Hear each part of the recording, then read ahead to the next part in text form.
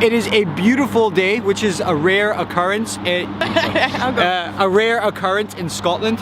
So I thought, why not make a dope-ass video? So this here is Hannah. Hi. My homie Hannah. So she's gonna be modeling for me for today. I got a new phone, Huawei something. I'll put the model down because there's huge hype now with like these phones, not just this, but like the Samsung and the iPhone as well, on how amazing the cameras are. So I want to see how good the camera is on the phone versus like a professional camera. So I've got the EOS Canon 70D and I'm going to be using a Canon 18 to 35 1.8 lens. So I want to test the I want to test the shallow depth of field on this because you can change the f-stop on this. I want to test out like how good it is for portraits, for like full length photos, for just like a whole range of, I basically want to see if you can get away with taking some dope ass photos on a phone and try and get the image to look as close as possible to when you take a picture on like a professional DSLR. I'm actually going to put the f-stop at f1.8 because I'm using the Sigma lens at f1.8, like the entire thing's going to be f1.8, so I'm going to match this with that as well so we can see like the shallow depth of field difference and see if like the shallow depth of field on the phone looks just as good as on the lens. The blurry background. Right, so that is what the f1.8 looks like on this phone. So I'm going to take one with the f1.8 on the camera now and we can judge the difference.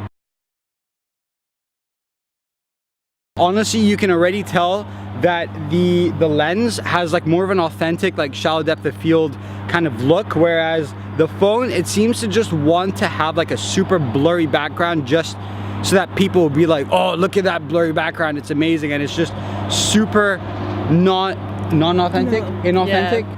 F4 on the phone kind of is similar to like the f1.8 on the lens. So I'm gonna put the camera like an f4 and we'll just take it from there basically. So we've done this, so we're gonna get a bit more creative with our photos now. I'll put my camera phone on like f4.0 now. So it's the background should be less like exaggerated in terms of like the blurriness. So we should get like pretty decent photos. So we have like a beautiful line here. So we're just gonna make use of this and I'm gonna edit the photos on this the same way I'm gonna edit the phones on the camera. 1, 2. I'm actually pretty stoked with those photos. They look really awesome. And the light is just like helping us quite a lot. So camera time now.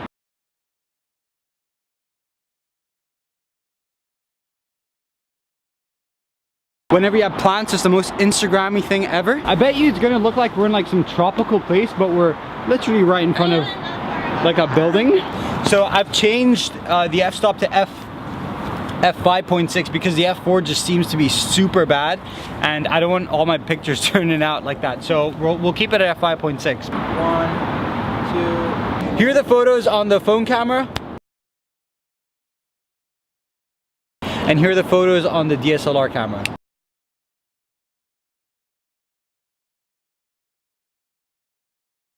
So I'm actually using a 10mm for this right now, which is why it's super wide, but it will get more closer. Let's switch up. So here is some pictures on the phone camera.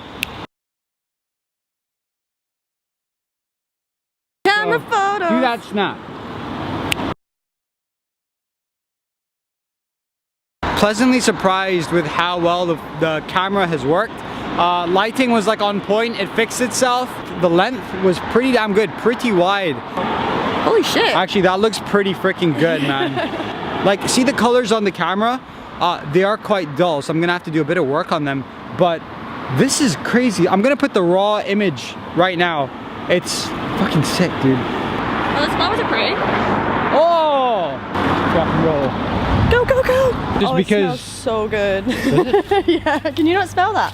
So testing out the shallow depth of field, what we can do is we can actually use these flowers as like some kind of prop. So Hannah can put it in front of her face and she can stand kind of back from it, and then we can just see how good the shallow depth of field is, or the f-stop or whatever the hell it's called.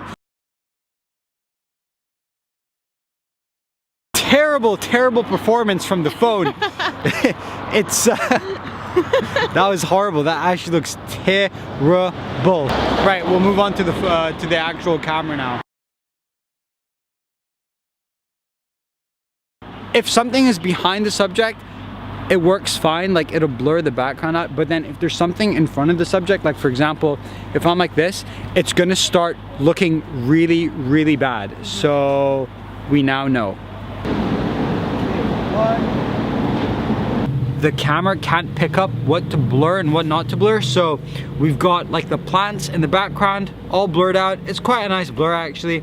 But then see, like at the rim of her hat, it seems like the camera hasn't been able to separate the leaves that are just above her hat, the rim of her hat, and her hat. So it's included those leaves with the hat as well.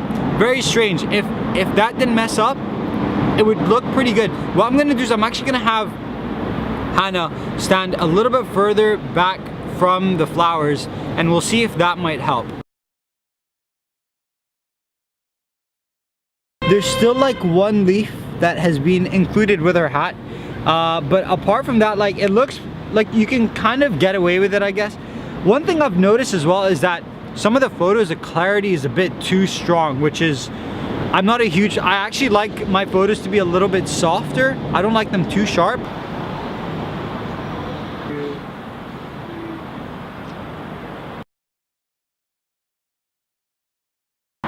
That's not good either. It seems like, so see when you're like in a full length, you're like the most, you know, widest like focal point.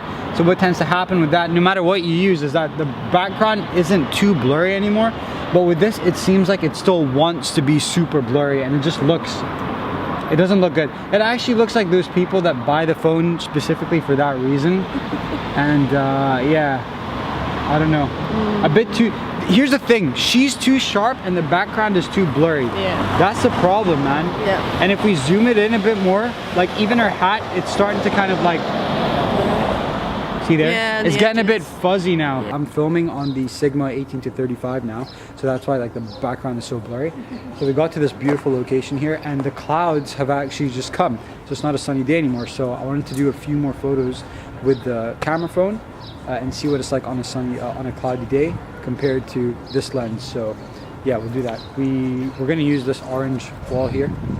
Oh my god, like you're so blurry, dude. Crazy.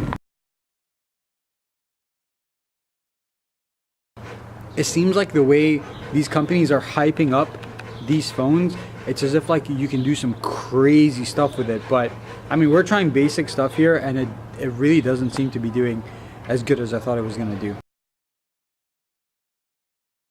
Where are we now? Botanic Gardens. Yeah.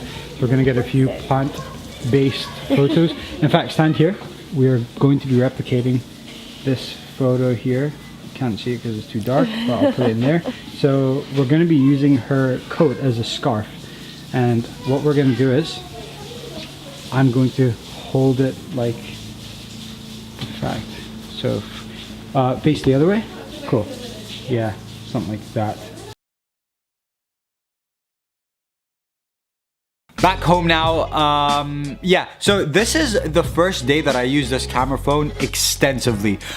Since I got it, I used it for a few things, mostly very, very basic stuff. I'll put the photos somewhere here, and it blew me away. Like the quality of the photos were seriously good, and that wasn't like using the blur effect or, you know, using it for like specialist things. It was basically like, oh, that looks really nice, oh, the sunset's really nice, take a picture, edit it up in Lightroom or Visco or whatever, and boom, that's it. There you go, and post it out, post it up, post it, but we'll just keep it posted. So today was the first time where I was like, okay, I'm gonna put this phone to the test and see if it matches up to a DSLR camera. So switched it to that portrait mode where you get like the blurry background, and I was highly disappointed. There was one photo where I was amazed, and that was a photo where Hannah was standing and she had that building behind her. For some reason, that just blew me the hell away. It was perfect. Even just like the raw picture was fantastic. But every other photo we got, it seemed like the blur just looked so damn fake. It's like, I mean, maybe to somebody else it looks normal, but to me, I can tell that it's super fake, and it's super fake. That's the only way I can describe it.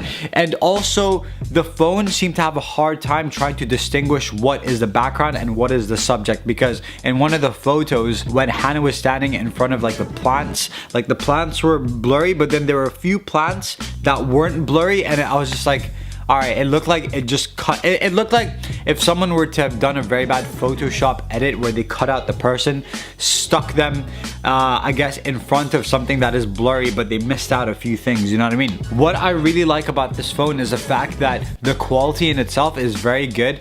The white balance adjustment's pretty good apart from one photo. The wide angle on this is superb. So, like, I was using an 18mm for most of the photos, and it seemed like this might be like, I don't know, I want to say maybe like a 12mm. I'm not sure. It probably says it somewhere here. It's super wide, dude. It's like, as a whole, it's a very good camera. I would say, like, you know, if I were to go hiking or something and I didn't want to take my photography camera and I wanted to get fairly okay photos, but nothing where I would post it on my feed, I would definitely take this, and maybe I could get away with a few things on a feed, like use a blurry mode, but then put some grain on it, adjust the colors and stuff.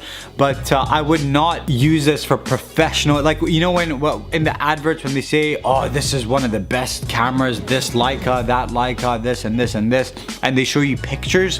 There's no way in hell that those pictures were taken on phones like this. It's just freaking impossible, man. I want to give this a 2 thumbs up, but I'm not going to, only because the blurry effect, which is what I wanted to kind of test out with this, because that's what you want, isn't it? The blurry effect is to get that shallow depth of field look that you get from DSLR cameras. I'm going to give it a 1 thumbs up, only because, like, I would actually still use this for taking pictures if I'm out and about with my friends. We want to get nice high quality pictures, and then I can color grade it, make it look a little bit more cinematic, and try and get that DSLR look. Because don't get me wrong, I think I managed to, with these photos, make them look as close as possible to a DSLR.